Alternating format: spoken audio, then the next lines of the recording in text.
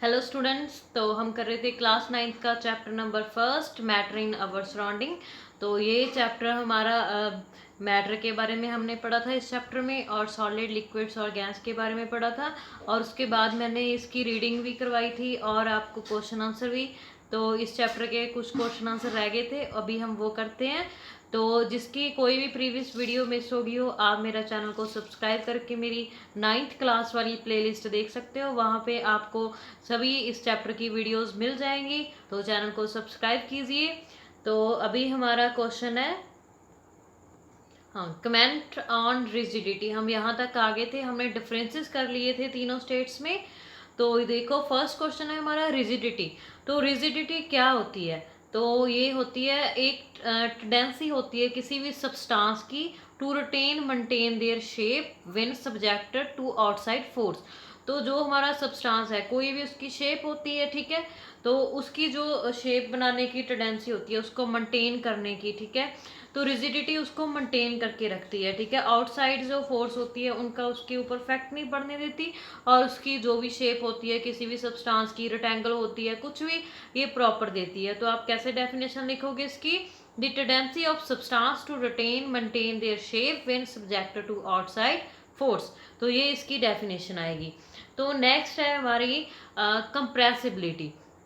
तो कंप्रेसिबिलिटी क्या होती है? ठीक है, कंप्रेस मतलब कंप्रेस करना, ठीक है। तो क्या होता है, जो हमारा मैटर होता है, ठीक है, उसमें इंटरमोलिकुलर स्पेस होती है, हमने बोला है, ठीक है। मैंने आपको इसकी करेक्टरिस्टिक्स करवाई थी, तभी बताया था, ठीक है। तो the external force applied on the matter can bring these particle closer. तो अगर हम किसी चीज को कंप्रेस करेंगे, ठीक है, तो उसके क्या होगा? तो उसके पार्टिकल्स क्लोज आएंगे, ठीक है। तो साथ साथ जाएंगे, ठीक है, पास पास आ जाएंगे। तो इस प्रॉपर्टी को क्या बोलते हैं? कंप्रेसिबिलिटी, ठीक है। तो gases and liquids are compressible. तो जो हमारी गैस होती है, मैटर की 3 स्टेट्स बोला था ना मैंने, तो गैस और लिक्विड्स होते हैं वो कंप्रेसिबल होते हैं, लेकिन सॉलिड बहुत कम कंप्रेसिबल होते हैं, नेग्लिजिबल कंप्रेसिबिलिटी होती है उनमें, कंप्रेसिबिलिटी की प्रॉपर्टी। तो नेक्स्ट है हमारा फ्लूडिडिटी। तो फ्लूडिडिटी का क्या मतलब है? फ्लूड से रिलेटेड होगी, आपको पता ही चल रहा होगा, फ्लो होगा मतलब, है ना। The tendency of particles to flow is called fluidity. तो किसी भी, जो भी हमारा सब्सटेंस है, जहाँ पार्टिकल है, उसकी जो भी वो फ्लो करता है, ठीक है, तो उसकी टेंडेंसी को हम मतलब फ्लूडिडिटी बोलते हैं, ठीक है। Liquids and gases flow. तो जो हमारे लिक्विड्स होते हैं और गैसेस होते हैं, उनमें ये प्रॉपर्टी वो शो करते हैं, लेकिन सॉलिड्स फ्लूडिडिटी की प्रॉपर्टी शो नहीं करते हैं। तो नेक्स्ट है हमारा फिलिंग ऑफ गैस कंटेनर। तो फिलिंग ऑफ गैस कंटेनर का क्या मतलब है? तो जो हमारी, आप देखते हो गैसेस, गैस से रिलेटेड होगी, आपको साफ ही पता चल रहा है क्योंकि गैस कंटेनर लिखा हुआ है। तो गैसेस जो होते हैं हमारे, उनके जो पार्टिकल्स होते हैं वो वाइब्रेट करते हैं रैंडमली। तो वो इधर उधर डायरेक्शन में, अपोजिट, सेम डायरेक्शन में जो होती है उनकी मूवमेंट होती रहती है। तो the gas can fill the containers. तो उस गैस को हम कंटेनर्स में फिल तो करते हैं ना, लेकिन तो उसको बोलते हैं gases have particles which vibrate randomly in all directions. The gas can fill the container, ठीक है। तो नेक्स्ट है हमारी टर्म शेप। तो शेप तो आपको पता ही होगा, किसी भी चीज़ की जो भी शेप होती है कैसी दिखती है वो, ठीक है। सॉलिड्स में क्या होता है? तो सॉलिड्स की, solids have maximum intermolecular forces and definite shape. तो ये प्रॉपर्टी जो होती है मोस्टली सॉलिड्स में होती है, क्योंकि उनमें इंटरमोलिकुलर फोर्सेस होते हैं मैक्सिमम सबसे ज़्यादा, और उनकी डेफिनेट शेप होती है, ठीक है। तो लेकिन जो हमारे लिक्विड्स और गैसेस होते हैं उनकी भी शेप तो है, क्योंकि बट वो क्या करते हैं, जो हम कंटेनर में, जिस कंटेनर में उसको डाल रहे हैं, वो उसी की शेप ले लेते हैं। जैसे आप ग्लास में वाटर को डालोगे, तो आप बोलोगे मेरे पास 1 ग्लास वाटर है, ठीक है। तो अगर आप किसी भी और बकेट में डालोगे, तो आप बोलोगे मेरे पास 1 बकेट वाटर है, ठीक है, आप ऐसे बोलोगे, ठीक है। तो उनकी शेप, जिस कंटेनर में डालोगे उसी की शेप वो ऑब्टेन कर लेते हैं, ठीक है। तो नेक्स्ट है हमारी definition, kinetic energy.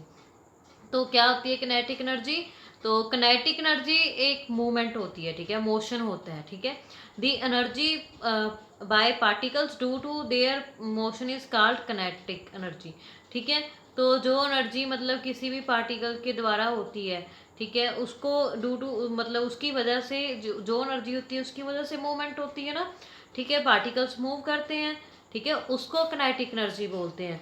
Molecules of gas, तो जो मॉलिक्यूल्स होते हैं गैस के वो वाइब्रेट करते रहते हैं रैंडम, ठीक है, रैंडमली।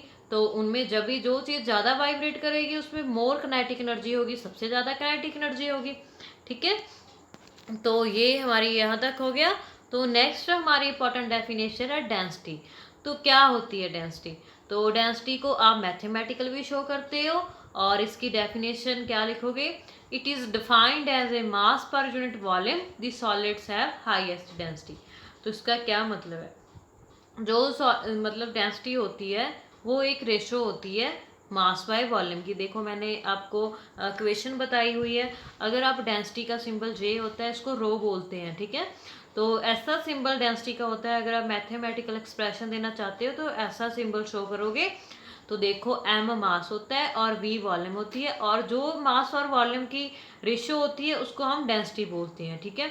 तो जो हमारे सॉलिड्स होते हैं उनकी सबसे हाईएस्ट डेंसिटी होती है, क्योंकि उनके पार्टिकल्स बहुत ही क्लोज पैक होते हैं। इंटरमॉलिक्यूलर फोर्सेस होते हैं बहुत ज़्यादा होते हैं, और इंटरमॉलिक्यूलर जो स्पेस होती है उनके बीच बहुत ज़्यादा कम होती है, ठीक है।